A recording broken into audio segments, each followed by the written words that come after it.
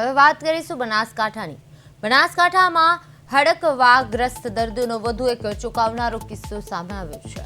પાલનપુરની હોસ્પિટલમાં દાખલ કરાયેલી એક મહિલાને હડકવાના લક્ષણો જોવા મળી રહ્યા છે। હવે આ મહિલા રાજસ્થાનના સિહોરી જિલ્લાની વતની છે અને દોઢેક મહિના પહેલા મહિલાને નોળિયો કરડ્યો હતો અને જે બાદ તેણે સ્થાનિક હોસ્પિટલમાં સારવાર લીધી હતી અને હડકવા વિરોધી રસીનો એક ડોઝ લીધો હતો। જે બાદ બીજો ડોઝ લેવા જતા તેને કહેવામાં આવ્યું હતું કે હવે કોઈ ચિંતા નથી, પરંતુ આ ઘટનાના દોઢેક મહિના બાદ મહિલાની તબિયત લથડી અને જેથી તેને બનાસકાંઠાની જનરલ હોસ્પિટલમાં લાવવામાં આવી। અહીં તપાસમાં તેમને હડકવા થયાનું સામે આવ્યું છે અને મહિલા પાણીથી ડરી રહી છે અને આશ્ચર્યજનક હરકતો કરી રહી છે।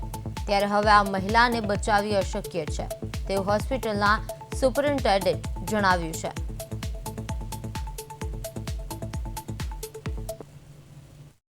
નોળિયો કરડ્યા પછી ત્યાંની રાજસ્થાનની સરકારી હોસ્પિટલમાં એ લોકોએ હડકવાનું એક ઇન્જેક્શન લીધેલું।